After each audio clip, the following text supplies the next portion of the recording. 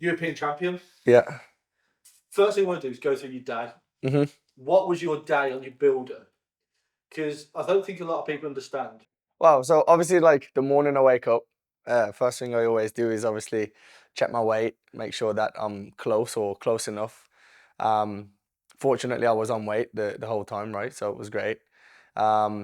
We went and got a coffee, and obviously, like weirdly, I was in two mindsets, right? Because I'm still in a coaching mindset because obviously Danny fought that day as well, so I was preparing to coach him through his division. So I was thinking about, how I'm going to coach, my approach to that, how things can be and look, and, what game he's going to do. So I was focused a lot on that, which is a good distraction for me. Like, I'm not too focused on what's happening in my bracket and my division. I was fully aware prior that my division was tough, right? First round, I didn't really know the guy, to be honest. And then second round, I have number one seed. Third round, I have a very good guy, which ended up being one of my toughest matches, to be honest. And then in the finals, like obviously that match was pretty high level and hard work. So got to the arena, loosened up a little bit, stretched out a little bit. I try to be as chilled as I can. Like, I'm not one of these guys going crazy. And I used to do the whole music thing and try to get pumped up, but I just relax, sometimes nap if I can, and just try and conserve as much energy as possible. And then we probably do, I think we did like 10 3-minute rounds. So just 3 minutes on, 3 minutes chill, 3 minutes on, 3 minutes chill. So it took us like through about an hour of a warm up. Went out, coach Danny first, ran back to the other side of the arena so I could go on because they were calling my name. And then, started my campaign from there. And obviously, I got off to a brilliant start, which boosted my confidence through the roof and set the tone for the day, really. How do you warm up with someone that's not? And how do you prepare knowing that you've got to practice and warm up with someone who's not in the same mindset as you, or Yeah, the same division as you? yeah.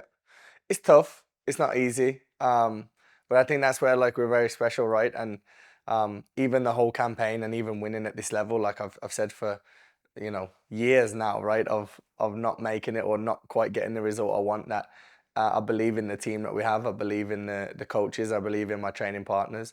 Of course, not that it would be an easy option because it's not, but I've had the chances to train in America or potentially move there for a significant period of time to enhance the training that I'm doing and get across the line essentially and win a major, right? I didn't need to. I've never felt that I needed to. I thought that we could do it. And, even with the guys that maybe are not pushing to the level that I'm trying to push to or trying to achieve the results, they're very good at what they do. And I think it just takes like a lot of discipline in your own mind to put yourself in certain situations, put yourself in certain positions. And one thing I've always been like super confident in is like my ability, right?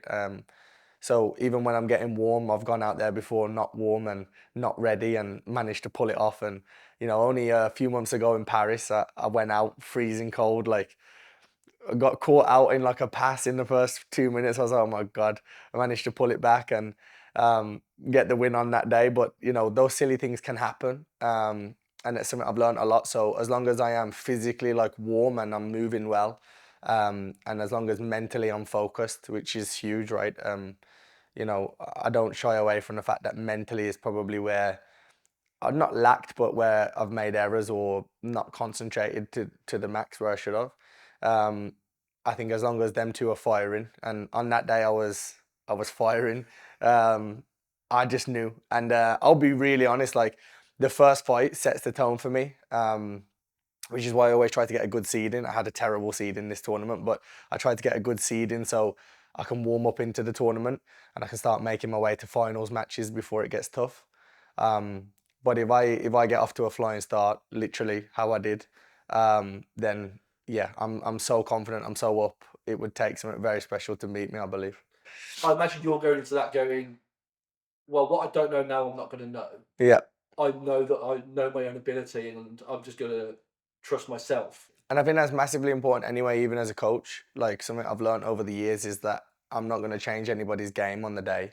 There's no advice or feedback I can possibly give them in the most stressful time of their life before they go out in a major that they're going to even listen to. And I've kind of took my own advice on that, right? Like, what I don't know, I don't know. Don't stress about it. Just implement what you do well. And if it's good enough to win, it's good enough to win. And if it's not, then we'll come back and we'll go again. And out of everybody, I would say, like, resilience wise, I don't know anybody with the resilience that I have. Like, I've been to 9 major finals, 10 major finals, been heartbroken, disappointed, came back. I know people that haven't even achieved, major medals or major finals that at this age and when they had kids or when they opened an academy, took their foot off the gas and went into a different phase of their life, which is great for them. But for me, I always had that goal, and um, it's not the end of the goal. I have a significant goal now to chase after that, but I feel like I've achieved what I wanted to. I've ticked a lot of boxes, and I'm just very happy to have got it across the line. Yeah. And they say, like, the more difficult it is, the more I want to do it, because I know somebody else is not going to do things that difficult. And I just take this huge amount of like confidence in the fact that, I'm not saying anyone's not working harder than me, like, for sure they are. But I know there's certain situations, there's certain things that I've had to go through, or like you say, I'm coaching and then I'm flying at 5 a.m. to get there ready for the day of to coach. And then I flew back last night after Lucy's match, got back in at 1. I'm here this morning. Like I take massive comfort in the fact that I don't believe most people will make those decisions, because it's a very uncomfortable lifestyle, like you say, flying around everywhere, in and out, staying here, staying there to get things done. So, um, as weird as it is and as difficult as it is, I do take a lot of comfort in the fact that I don't know anybody else in my situation, right? Like business, family, kids, that is willing to take that discomfort at this like stage of their life, right? Like, I can live very comfortably. I don't have to train. I don't have to compete. I don't have to wake up at 6 to go and coach people. I don't have to do that. But I choose to, because I know nobody else is. And I think that's what gives me that confidence when I step out there to compete, that, I can lose, of course, right? There's people far more technical than me, I believe, but I know they've not done those things that I've done. And I've always said, like, you can overwhelm people with like your mindset and just your sheer determination to want to win. And I believe that's what I've done in this tournament. I believe that's what I've done in the past. I don't think I've technically outshone everybody and I'm like levels and levels ahead. I've just wanted it a little bit more, and possibly put more into it than they have. And like I said, I just take great comfort out of that, because I know nobody else is doing that. Do you go into a fight like that where you have a plan to an extent? Yeah, so weirdly, like, I follow a ranking system online that shows you who the people have fought in the past and things like that. I have a little look on there, and obviously there is actually videos of their matches. I try to avoid doing that. Like, I try not to watch matches, because anybody can look good against anybody at any given time. I'm sure I can look like a superhero at times when I'm really not. So I try not to look at it too much. I look at the result, and I kind of look at their seeding and their ranking, what tournaments they've won, and it gives me a good idea. And obviously, the guy second round ranked number 1, very high ranking points, very high Grand Slam ranking points, right? So he's obviously won good majors. So um, I wasn't concerned at all. Like I said, I believe in my ability, and after the first round, I was very confident. But if I'm completely honest, I thought it was going to be like a tough match, and that's where the tournament would have been decided. If I'm really honest, I thought if I get through that, like, I'm gonna win, and if obviously I go out, I go out. But um, it was a tough match. He's a great competitor. Like, he knows what he's doing, and thankfully for me, he was trying to stand and wrestle, and there was a few exchanges where he realised that couldn't happen, and he couldn't wrestle with me, right? And as soon as I feel somebody know that and change their game plan midway through, I know I've got them where I want them, in a sense. And listen, he could have still done a really good job from a change in plan, but if I can throw them off their what they want, um, I gain a huge amount of confidence. And I felt that as soon as he realised he couldn't take me down, and there was a few exchanges, I seen him fatigue a little bit, head drop a little bit, and he obviously, played guard from there. I knew eventually I'd get the pass, and I knew eventually I'd be able to win. I've always been like relatively like athletic. I've always been very like fast and strong. Like, even, back when I was a purple belt and things, like, I felt like at purple, like I started to peak, right? Like, and I got to, 2, 3 world finals, and I was so fast. I look back now, I was like, oh my God, I was way faster than I am now, but I'm still like quite quick. But like athletically, I've been very strong. I've been very physically agile, even carrying injuries and carrying problems that I have, right? Like I went into this tournament the same as the one in Wales, the last one, like with a severe knee injury. But my physical conditioning and, my strength and conditioning that I do has played a huge part in the longevity of obviously my career and being able to push through those injuries and niggles and knocks, however severe they've been, right? And I'm very fortunate that I've got away with that in a way, and I can still push to a very good level. You came back and then the next day you were at the surgery, weren't you? Is that right? Yeah, I seen the surgeon Monday. Thankfully, we're not doing a surgery. We're gonna try like an injection first to see if it calms it down. But yeah, I have no ACL. My ACL is like completely torn, but I have like such good quad development and calf development that those two things are doing the job of what my ACL would supposedly. So we keep pushing and we'll see. Until someone says you stop. Yeah, You exactly. probably stop. Yeah, exactly. So who knows? Right. Let's get the final up then on your phone. The guy's like very physically imposing, by the way. Like I feel big at the weight, but this guy looks huge. Um, and as soon as like we gripped up, right? So probably I'll just skip it on. Like as soon as we started out, like he was so aggressive on like the grips, and a lot of the movements he was doing was very like judo-esque, right? And I was thinking, oh my God, like he's a good judo player. So I don't normally get hesitant on the feet. I really don't. But obviously being a final, a lot of pressure and a lot on the line, right? And having that in my head of, you know, I've not managed to get it across the line the last 9. I need to make this work. Um, I elected to pull guard, which is very rare from me, right? I like playing on top. So I pulled guard and he initiated a takedown at the same time. So he ended up scoring 2 points, which is fair. And like, if that was me, I would have wanted the same points. We ended up in this like reverse De La Riva position. He was very strong on a knee slide. And then what happened is he just got like a choking grip. So we were trying to go for like almost like a cross collar choke or a baseball bat choke from the top. I passed his lapel, and obviously with the lapel guard, that just stops people like giving like really good pressure passing, and it just ties them to you a little bit. So I knew I could take my time. My top foot was pushing. I was doing a good job there. And I was just biding my time at this point. Like he was very, very aggressive on the choke. Like he was giving so much squeeze and so much like. I'll be honest. Like I thought my teeth were moving at one point. So I knew we'd get tired. I knew we'd get fatigued. Um, and then what happened is after a few minutes in that position, we got a reset away from the edge back in the middle. And once we got that reset, obviously I looked at the clock and I knew there's like, there's 240 left, 230 left on there. This is where I needed to really start like, giving some output because I'm 2-0 down, he's attacking the choke. It's not looking good right now. But one thing I'm very good at is like timing like my press or timing when I'm going to go. So from the reset, I thought, he's probably not going to be least expectant of it. And that's when I decided to turn underneath and attack like the back position. Something that I've taught a lot, teach a lot. So when everyone's seen it, I'm like they all said the same thing. You know what I mean? Like he did what he's been showing us, and I've literally been doing this since I was a blue belt. I used to pull guard to this position to get to the back. So as I like spin underneath, my main focus is just keep my shins behind his knees and like hug his waist so he can't run away.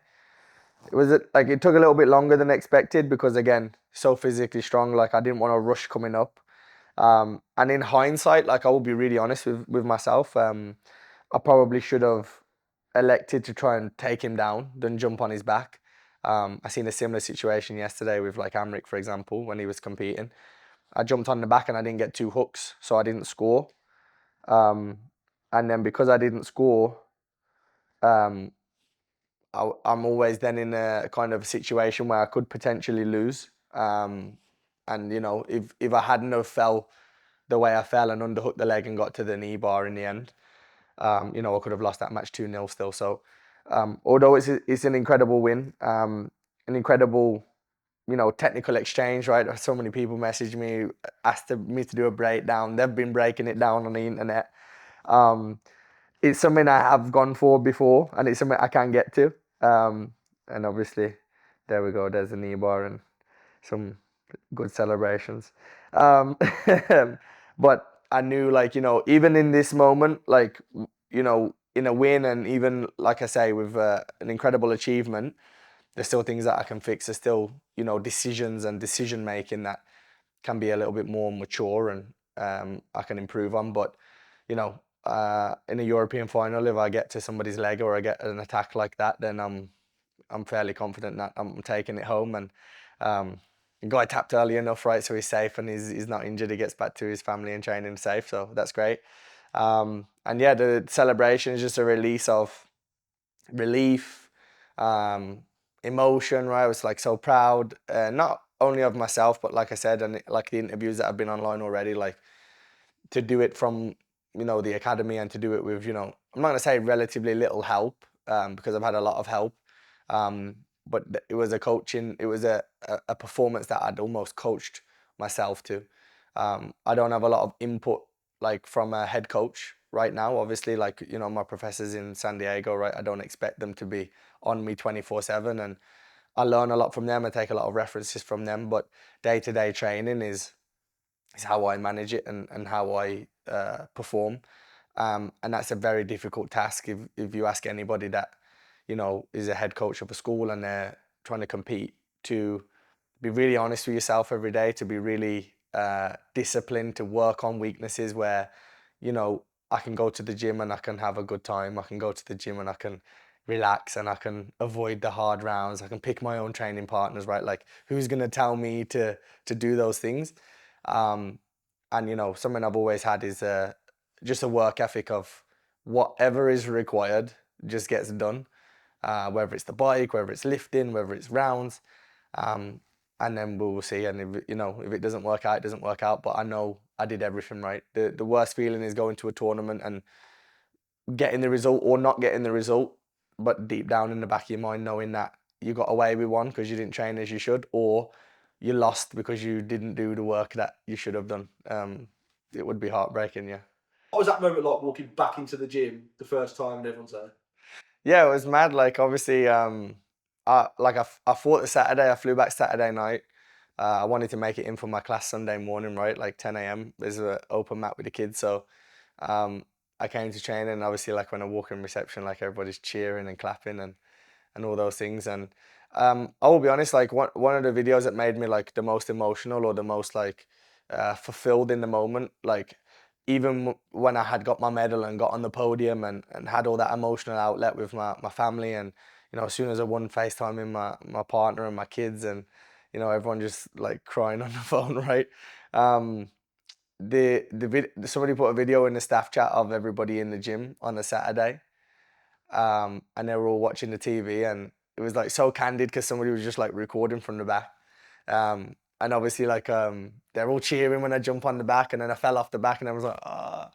And then obviously when I got the knee bar and finished, like everybody's going like absolutely crazy, but like not like crazy in like a, because we're on film, we're gonna like try and act like it's a major thing. Like, they were genuinely like emotional. Like, some of the girls was crying in there. Like, the dads are like going crazy. I was like, man, and like to have that impact, is so special. Like I say, like the medals and things like that's gonna fade, but these moments in time, these memories that you have, and ultimately this trust as well that these parents have, these kids have, these adults have, to train with us and to train with myself, and to allow jiu-jitsu to you know enhance their life, or make it better, or if these young kids have these aspirations of winning world titles or European medals or whatever it is.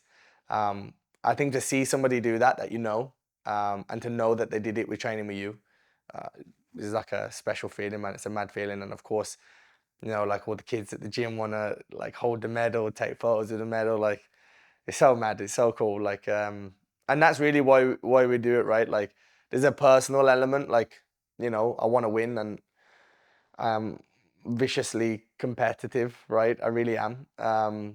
But on the more soft side of me, like I want to get that for like my guys. I want to get that for like our kids, and I just want them to be proud and inspired that wherever you start, whoever you are, wherever you come from, like wherever you train, right? You don't need to be training in the best gyms in the world necessarily. Like I believe we are now, but like, you know, we haven't always been. Like you can get a result if you just believe in yourself and like you give it your all. So that's the most emotional part for me. Obviously the initial release of emotion when you win is crazy, but when I sit down and I think about it more deeply, that's what like moves me more than, you know, stepping on the podium, let's say. Okay, this final question is then what's next? Competitively, obviously we have the London Open, which I'll be coaching at. I don't imagine I'm going to compete there just because of like my knee health, and I have a few injections next week to do. But I want to win Pans, and I want to win Worlds. I want to get a Grand Slam this year. I'm going to Grand Slam the the majors, gi and no gi, and I'm going to try and end 2026 undefeated. That's going to be my game plan. I haven't lost yet, thankfully.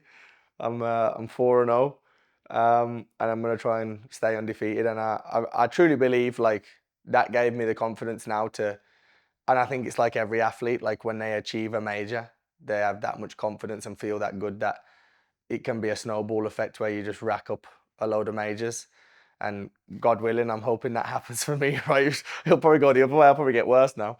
But I want to try and achieve like Euros, Pans, and Worlds, gi and no gi. And that will be the most successful year of my life. And after that, who knows? We'll see where we are.